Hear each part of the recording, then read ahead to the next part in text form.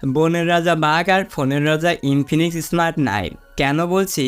কারণ এই ফোনটিতে রয়েছে 120 Hz punch hole display, Helio G81 gaming chip, 50 megapixel camera, সুন্দর ডিজাইন এবং স্টেরিও স্পিকারের সাথে 48 মাসের ফ্লুয়েন্সি সার্টিফিকেশন, অর্থাৎ 4 বছর পর্যন্ত ফোনটার পারফরমেন্স ড্রপ করবে না।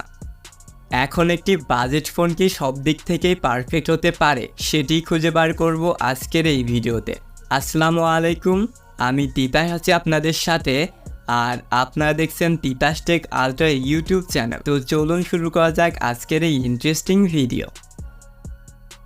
শুরুতেই কথা বলতে চাই ফোনটির ডিজাইন দিয়ে। ফোনটির ডিজাইনকে যথেষ্ট সুন্দর অ্যান্ড প্রিমিয়াম করা হয়েছে, যা আমি ভিডিওর শুরুতেই উল্লেখ করেছি। বিশেষ করে স্মার্ট 8 অ্যান্ড 8+ থেকে অনেকটাই পরিবর্তন করা হয়েছে।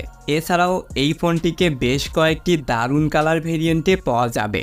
পোর্টস অ্যান্ড বাটনগুলো একদম ঠিকঠাক পজিশন অনুযায়ী রয়েছে। থাকছে ডুয়েল স্টেরিও স্পিকার, যা 300% পর্যন্ত ভলিউম বুস্ট করতে পারে। সেই সাথে ফোনটিতে রয়েছে সাইড মাউন্টেন ফিঙ্গারপ্রিন্ট স্ক্যানার, যা ফোনটিকে ঠিকঠাকভাবেই আনলক করতে পারে। তবে সামনের দিকে আসলে পেয়ে যাচ্ছেন 6.7 ইঞ্চের একটি IPS LCD প্যানেল, যার রেজুলেশন HD+, অর্থাৎ 720x1612 পিক্সেল। এবং প্রথমেই যেমনটা বলছিলাম, এখানে রয়েছে 120 হার্টজের হাই রিফ্রেশ রেট। এই ডিসপ্লেটার পিক্সেল ডেন্সিটি হচ্ছে 262 PPI। চিন বেজেলস এরকম প্রাইস পয়েন্ট থেকে অ্যাভারেজ। তবে ভালো ব্যাপার হচ্ছে যে টপ সেন্টারে রয়েছে একটি সিঙ্গেল পাঞ্চল সেলফি ক্যামেরা। ফোনটিতে রয়েছে 500 নিট পিক ব্রাইটনেস, যা ইনডোর কন্ডিশনের জন্য ঠিকঠাক থাকলেও আউটডোরে এসে কিছুটা স্ট্রাগল করতে হয়। তো আমার মতে এরকম প্রাইস পয়েন্ট থেকে ডিসপ্লেটা ঠিকঠাকই রয়েছে, যদিও HD রেজুলেশন হওয়ার কারণে শার্পনেস অ্যান্ড ডিটেলসের ঘাটতি অবশ্যই ফিল করবেন। তো ডিসপ্লেটি দেখে যদি এখন আমরা ফোনটার হার্ডওয়্যার সেকশনে আসি, তাহলে ফোনটিতে চিপ হিসেবে ইউজ করা হয়েছে মিডিয়াটেক হেলিও G81, যেটি 12 ন্যানোমিটারের 2 GHz একটি অক্টোকর চিপ, যার GPUতে রয়েছে মালি G52। এই ফোনটিকে দুইটি ভ্যারিয়েন্টে লঞ্চ করা হয়েছে, 364 9,999 টাকা অ্যান্ড 4128 11,999 টাকা।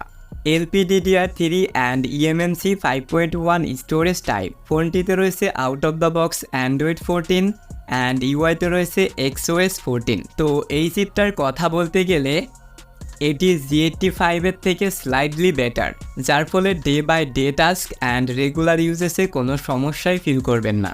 যদিও র্যাম অ্যান্ড স্টোরেজ টাইপটা স্লাইডলি বেটার হলে বেস্ট হতো, like LPDDR4X and UFS 2.2 storage type হলে আরও বেটার পারফরমেন্স পাওয়া যেত। এবং ফোনটার গেমিং পারফরমেন্সের কথা বলতে গেলে PUBGতে সর্বোচ্চ HD graphics and high frame রেটে প্লে করা যায়। তবে স্মুথ আল্ট্রাতে সবথেকে বেটার আউটপুট পাওয়া যাবে, যদিও কিছুটা ল্যাগ অ্যান্ড ফ্রেম ড্রপের দেখাও পাবেন। তবে লাইট গেমগুলো বেশ ভালোভাবেই প্লে করা যায়। তো যারা এই বাজার থেকে ফ্রি ফায়ার খেলতে চান, তারা এই ফোনটিকে পারচেস করতে পারেন। তো পারফরমেন্স রেখে যদি আমরা এই ফোনটার ক্যামেরা সেকশনে আসি, তাহলে রিয়ারে রয়েছে ডুয়েল ক্যামেরা সেটআপ। তবে মেইন ক্যামেরাটাই শুধুমাত্র কাজের, আর এটি হচ্ছে 50 মেগাপিক্সেল। ফ্রন্টে রয়েছে 8 মেগাপিক্সেলের একটি সেলফি ক্যামেরা। ফোনটি থেকে সর্বোচ্চ ভিডিও রেকর্ড করা যাবে 1080p 30 fps/সেকেন্ডে। অ্যান্ড মেইন ক্যামেরাটার ডে লাইট বা প্রপার লাইট কন্ডিশনে বেশ ভালোই ছবি ক্যাপচার করতে পারে, যা এই বাজেটের অন্য ডিভাইসগুলোর মতোই। তো আশা করা যায় যে এর ছবি থেকে আপনি সন্তুষ্ট থাকবেন। সেই সাথে ফোনটিতে রয়েছে 5000 mAh একটি ব্যাটারি প্লাস 10 ওয়াটের একটি চার্জার। তো এইখানে এসে আমার একটা কমপ্লেন রয়েছে, আর সেটি হচ্ছে যে একলিস্ট 18 ওয়াট চার্জার ইউজ করলে বেস্ট হতো। যদিও ব্যাটারি ব্যাকআপটা আবার ঠিকঠাকই রয়েছে, নর্মাল বা বেসিক ইউজে 1 দিন পর্যন্ত পাওয়া যাবে, এবং হেভি ইউজের ক্ষেত্রে 7 থেকে 8 ঘন্টার মতো স্ক্রিন অন টাইম পেয়ে যাবেন। তো এখন কথা হচ্ছে যে এই ফোনটা কি সব দিক থেকেই বেস্ট? তো এই পর্যায়ে এসে আমার যতটুকু মনে হচ্ছে যে এটিই বর্তমান বাজারে সব থেকে সেরা একটি ডিল। আর আপনাদের কি মতামত সেটি আমাকে কমেন্ট বক্সে লিখে জানাতে পারেন, এবং ভিডিওটা একটু কাজের মনে হয়ে থাকলে অবশ্যই একটি লাইক করবেন। চ্যানেলের নতুন দর্শক হয়ে থাকলে চ্যানেলটিকে সাবস্ক্রাইব করতে পারেন। আর সম্পূর্ণ ভিডিওটা দেখার জন্য অসংখ্য ধন্যবাদ। Thanks for watching.